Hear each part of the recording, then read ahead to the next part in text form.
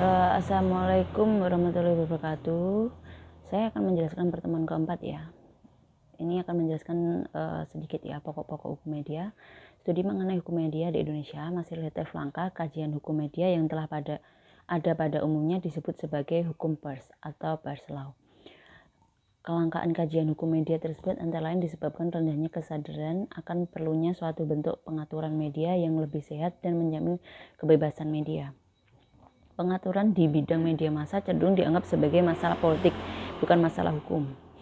Ruang lingkup hukum pers yaitu menurut Umar Seno Adi menyebutkan bahwa hukum pers meliputi beberapa pengertian, di antaranya yaitu aturan-aturan mengenai publikasi atau Code of Publication. Peraturan ini berhubungan dengan masalah-masalah fundamental dalam kaitannya dengan penguatan hak asasi manusia, hak menyatakan pendapat atau freedom of expression, dan kebebasan pers atau freedom of the press. Karena itu hukum pers di sini berkaitan dengan konstitusi negara yang pada gilirannya membawa hukum pers berhubungan dengan hukum tata negara dan hukum administrasi negara.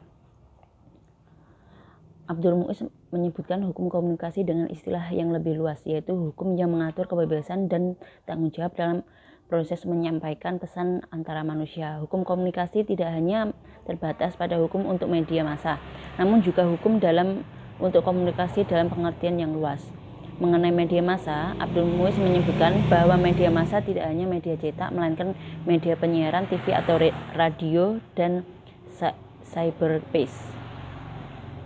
Dari kedua pendapat ahli hukum itu dapat disimak bahwa Umar Seno Adi terlampau sempit karena hanya menekankan pada bidang pers saja, sedangkan pendapat Abdul Muiz mengenai hukum komunikasi kiranya terlalu luas cakupannya untuk dibahas. Ruang lingkup hukum pers di Amerika Serikat, First Amendment Amerika Serikat memberikan perlindungan atas kebebasan pers secara tegas. Satu persatu pula jenis media baru itu memperoleh pengakuan sebagai bagian dari The First Amendment. Media film harus menunggu 50 tahun untuk diakui sebagai bagian dari media yang harus dilindungi kebebasannya. Tetapi TV adalah media yang paling sedikit memperoleh perlindungan dari First Amendment. Kebebasan media TV kemudian justru mendapat banyak batasan dari Federal Communication Commission atau FCC, sebuah badan regulasi untuk penyiaran. Pengertian atau penafsiran pers di sini telah mengalami perkembangan jauh meliputi media elektronik dan saat itu merambah ke media internet. Penafsiran yang progresif ini terjadi karena jasa para hakim di Mahkamah Agung.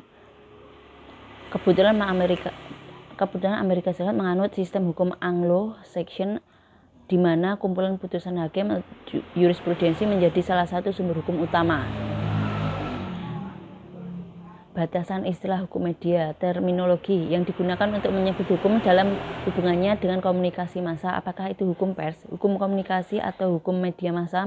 Sebenarnya tidak ada suatu batasan yang pasti. Hal ini tergantung bidang apa yang hendak menjadikan kajian. Hukum pers dan hukum komunikasi merujuk pada hukum yang mengatur tentang keberadaan pers cetak dalam segala aspeknya. Istilah hukum komunikasi berarti hukum itu mengatur tentang komunikasi, tidak hanya sekedar komunikasi. Hukum komunikasi adalah hukum yang mengatur tentang berbagai masalah yang berkaitan dengan aspek-aspek telekomunikasi atau yang berkaitan dengan menghubungkan ranah publik, gelombang radio, termasuk aspek teknisnya. Hukum komunikasi juga mengatur tentang masalah kepemilikan perizinan. Di sini ada beberapa hukum media, yaitu hukum yang mengatur tentang ketentuan media massa sebagai alat komunikasi massa. Hukum media meliputi hukum media cetak, hukum media penyiaran, film, hukum cyber, dan hukum pers. Ketentuan yang diatur adalah tentang masalah isi media, prosedur penggunaan media, kepemilikan media, dan sebagainya. Bedanya hukum media dan hukum komunikasi. Terdapat kesamaan dan perbedaan. Persamaannya adalah bahwa hukum komunikasi dan hukum media sama-sama mengatur masalah penyiaran radio dan TV, mengatur kepemilikan dan perizinan. Perbedaannya adalah hukum komunikasi meliputi masalah teknis hanya berkaitan dengan bidang N2 khususnya penyiaran, sedangkan Hukum penyiaran membahas aspek hukum yang berkaitan dengan media penyiaran yang meliputi radio, TV, dan film. Pers penyiaran hanya sedikit dibahas di dalam hukum penyiaran karena lazimnya dibahas dalam hukum pers. Hukum pers yang dimaksud sebagai hukum media cetak. Hukum pers biasanya diasumsikan sebagai hukum pers cetak, sedangkan hukum internet cyber law adalah hukum yang berkaitan dengan ketentuan media internet. Di beberapa negara, hukum cyber telah masuk dalam bagian hukum penyiaran.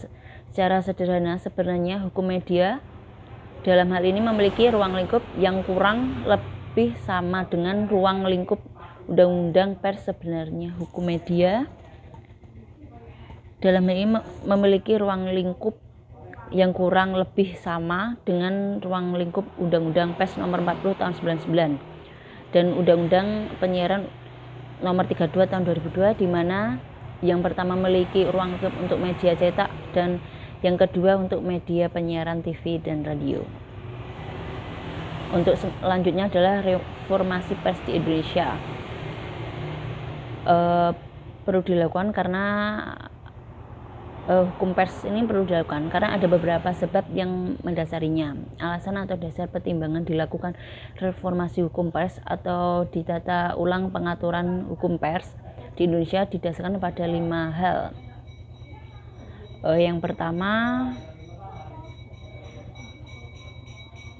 kemerdekaan pers merupakan salah satu wujud kedaulatan rakyat, menjadi unsur yang sangat penting untuk menciptakan kehidupan masyarakat, kebangsaan, dan bernegara yang demokratis, sehingga kemerdekaan mengeluarkan pikiran dan pendapat sebagaimana tercantum dalam pasal 28 Undang-Undang Dasar 1945 harus dijamin. Kedua, dalam kehidupan masyarakat berbangsa bernegara yang demokratis, kemerdekaan menyatakan pikiran dan pendapat sesuai dengan hati nurani, dan hak memperoleh informasi merupakan hak asasi manusia yang hakiki yang diperlukan untuk menegakkan keadilan dan kebenaran, memajukan kesejahteraan umum, dan mencerdaskan kehidupan bangsa. Ketiga, pers nasional sebagai wahana komunikasi massa, penyebar informasi, dan pembentuk opini harus dapat melaksanakan asas fungsi, hak, kewajiban, dan perannya dengan sebaik-baiknya berdasarkan kemerdekaan pers yang profesional, sehingga harus mendapat jaminan dan perlindungan hukum serta bebas dalam campur tangan dan paksa dari manapun. Keempat, karena pers nasional berperan ikut menjaga ketertiban dunia berdasarkan kemerdekaan, perdamaian abadi, dan keadilan sosial. Kelima, karena undang-undang pers lama sudah tidak sesuai dengan tuntunan perkembangan zaman.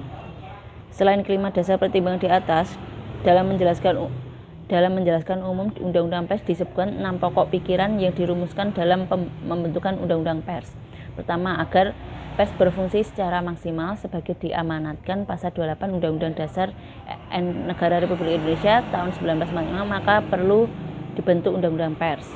Kedua, adanya keyakinan bahwa dalam kehidupan demokrasi itu bertanggung jawab kepada masyarakat, terjamin sistem penyelenggaraan negara dan transparan berfungsi serta keadilan dan kebenaran terwujud. Ketiga, dipahami bahwa pers yang memiliki kemerdekaan untuk mencari dan menyampaikan informasi juga sangat penting untuk mewujudkan hak asasi manusia yang dijamin dan dengan ketetapan TAP Majelis Pemusyawaratan Rakyat. Keempat, diyakini bahwa pers juga melaksanakan kontrol sosial, sangat penting pula untuk mencegah terjadinya penyalahgunaan kekuasaan, baik korupsi, kolusi, nepotisme, maupun penyelenggaraan dan penyimpangan lainnya. Kelima, dalam melakukan fungsi, hak, kewajiban, dan perannya, pers menghormati hak asasi setiap orang, karena itu dituntut pers yang profesional dan terbuka dikontrol oleh masyarakat. Keenam, untuk menghindari pengaturan yang tumpang tindih, undang-undang pers ini tidak mengatur ketentuan yang sudah diatur dengan ketentuan peraturan perundang-undangan lainnya. Sekian penjelasan saya dari pertemuan keempat ya, tentang pokok-pokok hukum media. Ada kurang lebihnya saya mohon maaf. Wassalamualaikum warahmatullahi wabarakatuh.